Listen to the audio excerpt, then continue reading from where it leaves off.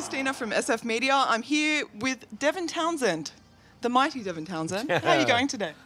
I'm in a pissy pants mood, but I'm gonna get out of it because you're friendly and we're gonna play and it's good. And the biggest part of the job at this point is learning how to get yourself out of a pissy pants mood. Yeah, and you can do it. I'm gonna. Oh yeah. How do you think like the emotional timbre of a song affects you when you make it?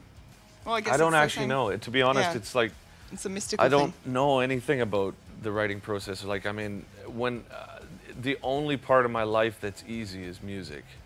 Like, that's it. Like, the rest of it is just elusive on every conceivable level, right? Yeah. But music is, I just kind of vomit it out. I think when I was younger, whether or not it was a conscious thing, I think I stopped being able to really connect with the emotional components of life in any other way other than that. So it's all sort of through music. Yeah. That's how you express your emotions and almost get everything exclusively. out. Like almost Wow. exclusively. So now it's I feel like in life it's pretty flatlined, but that still is this avenue that is really Colorful. and authentic too. So if somebody in my family's died, or kids are being born, or life in general, there's this this outlet that when I do write, it's completely free. And it's open. It's almost like you've oiled the channel so well from Totally. your hand to your brain, sort of thing. That The funny thing is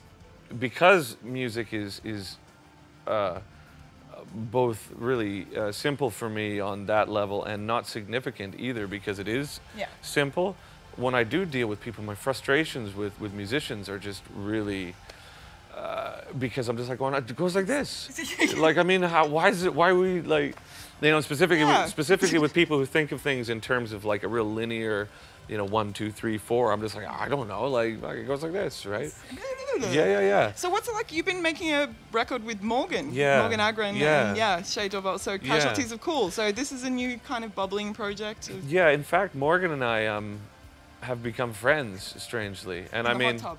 Yeah, Such the best thing on the internet. Yeah, Whose idea was that? I was Morgan's. It's actually. excellent. Well, I mean, because him and Fred grew up together, right? Yeah. So it's like I was staying at Morgan's and he had a barbecue and Fred came by and Morgan's like, we should get in the hot tub, right? And I was like, well, that sounds sure. Why not? Yeah, hey, man, Morgan, I'll get sure. in the hot tub. Do you think there's a Swedish Canadian sense of humor kind of bond? I think it was either that or just like some sort of latent homosexuality, right? Because it's like at the time I was like, wow, there's a bunch of dudes. Sure, you smell bad now, we're good.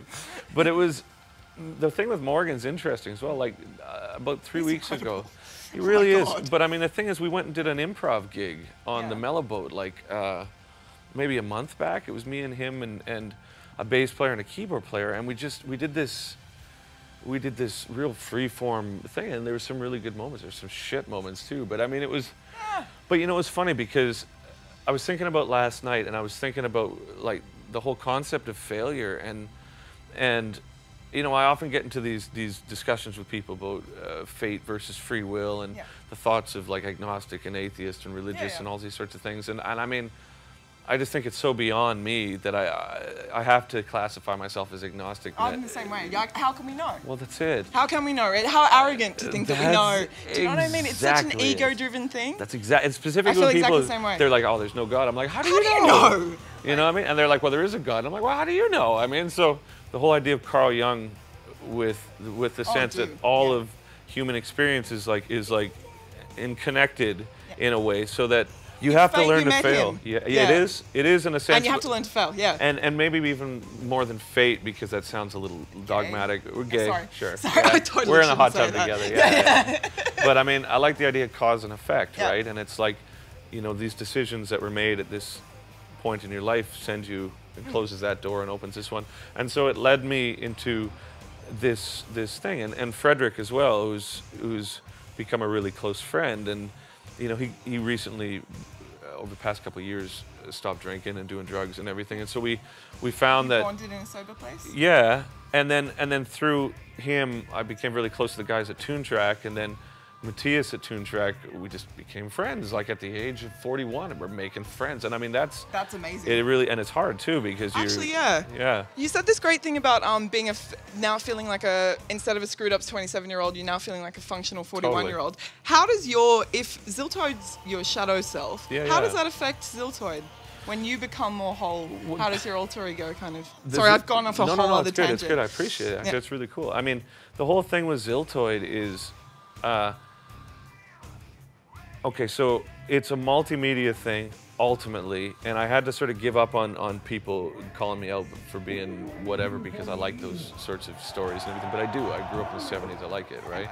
But Ziltoid is supposed to be a concept that starts from this alien that's stuck around Earth that comes into it with this sort of diabolical frame of mind, but he's supposed to be a metaphor for me and the sort of latent connection to evil, if you want to call it that, in everybody, right?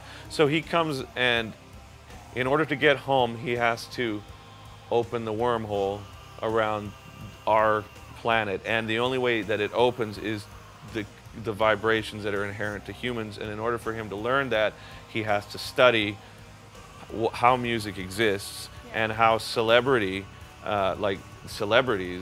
are connected to the human process and why we need them and all this sort of stuff. So he comes, and it starts with the radio program, and so that's why he's playing all sorts of shit. It's pretty wacky. And the whole thing is he's just like, okay, here's this shit, here's this shit, here's this Barbie girl, but it's all like, to him it's like the same thing, and then he's learning about the world. That's it. Yeah. And so then the next step is he's got his TV show, and then I've got all these interviews. I've been thinking about this a lot. Okay, there's so many things that get funded. Can you please do a Kickstarter campaign? All of heavy metal would want Ziltoid. All of heavy metal.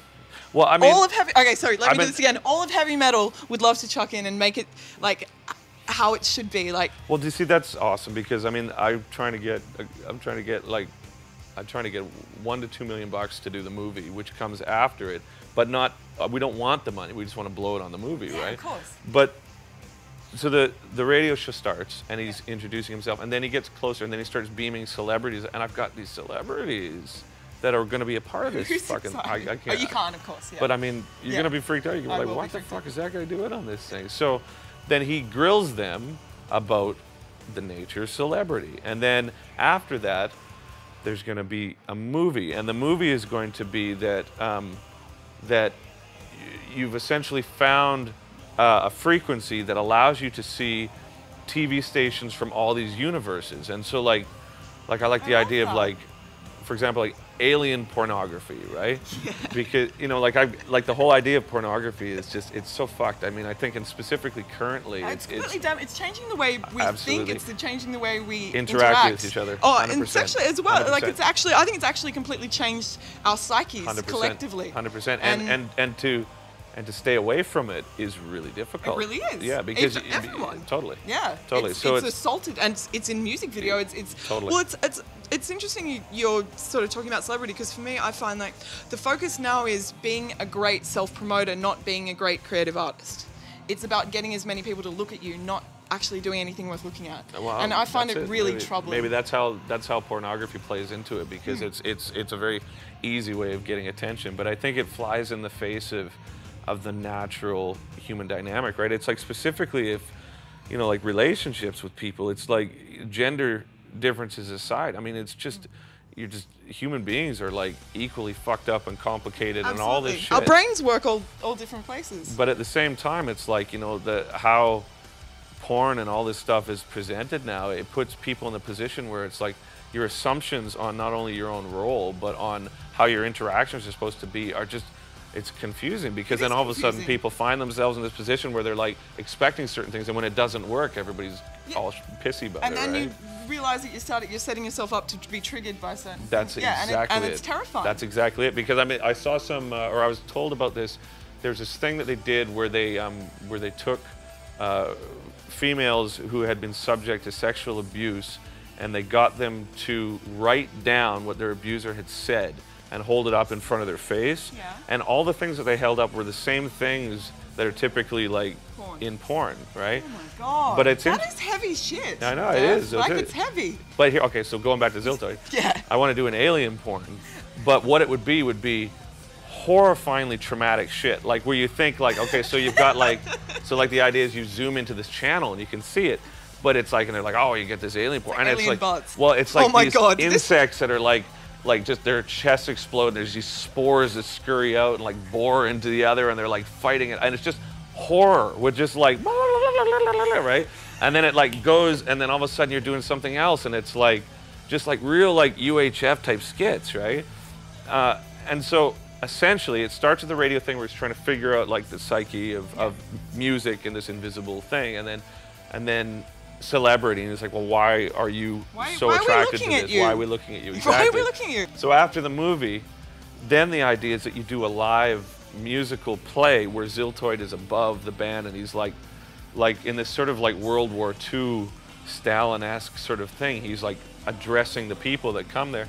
But the whole crux of it is at the end of it, when he finally gets the information about humans, it takes this entity that's got like this connection to something that's beyond humans, to come into it thinking that humans are inferior, or then by learning that the base human, like the instincts, are actually of like absurd amounts of value, because they're things that you can't intellectualize, like evil and all these things, right? Yeah. And so then it ultimately just becomes human, right? Like, so that's it, right? Because I was wondering if you'd factored his death into the story. No, I mean, at first I was wondering about it. I don't know if that's morbid, but I was just wondering, because, you know, if in a space opera he could... Yeah. No, I thought instead of dying, he becomes human. Yeah. You know, but at that point, it's like, you know, it for me, like the whole thing with Ziltoid, and going back to what we were talking about, like how does whatever personal growth or lack of play into his trip? Well, I mean, honestly, it's interesting because Morgan, Tune Track, all these sort of people that I'm involved with now, it's like the growth that we're all sort of feeding each other through. And Ziltoid as a metaphor for all that, it's like, I just find that more than anything, you have to be conscious of what your character does and what every record you're doing says. Because Casualties, for example, started off as this thing that was really, really, really dark, and I love it as a result. There's this gratifying darkness, isn't there? There is, but there's also something that with Casualties, it was really easy to get this martyr sort of like, you know, everything's shit, right? So I changed the ending of it and made it that the whole idea with Casualties is well, okay, so the idea with it's a story, but the story is there's this space traveler, and he's floating around the universe, and he hears a woman's voice coming from this planet, and it's like a mermaid sort of thing, and so it draws him, and it draws him to the planet, but it maroons him there, and this planet is entirely made out of the bones of the prior men that were attracted to this voice. But the woman doesn't actually exist. She is the planet, and her voice is coming out of this old 50s radio, and so his only comfort is this old, like, dead voice. But essentially, yeah, well, that's her character, and I don't know Che. That's the thing that's interesting about it, is we just do it over the internet, so our interactions are similar to this, right?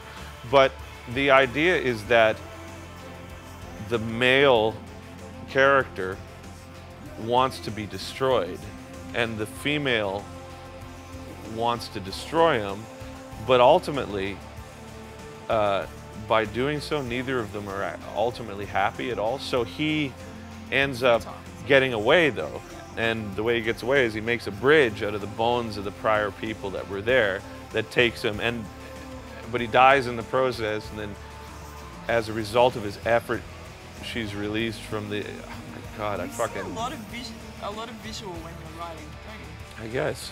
Yeah. But I mean, it's never. But it's never like I never. Not consciously. Never. Yeah. It's just like, I find it by working on it. It's just. It's like, oh, I guess this is where it's going. And I mean, I remember doing Alien or any of the strapping stuff, and at the time, because my frame of mind was so heavily affected by my social environment and, you know, and things that I was putting into my body, right? That when I was finished with it, there was also this sense of delusion that comes with, well, you don't have to be accountable for anything. You know, there's that rhetoric as well with the artists who are just like, well, as soon as it leaves me, I'm no longer. But everything you say, everything you do resonates, right? Absolutely. So after Alien, I was like, I can't do that, because that's gonna destroy me. Forever. Yeah, yeah. Forever.